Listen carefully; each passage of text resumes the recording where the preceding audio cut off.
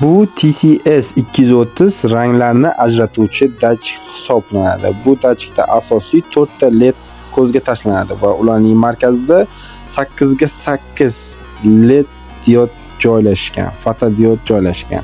16 tasi qizil, 16 tasi yashil va 16 tasi ko'k ranglarni ajratish orqali barcha ranglarni o'zida aks ettira oladigan sensor hisoblanadi.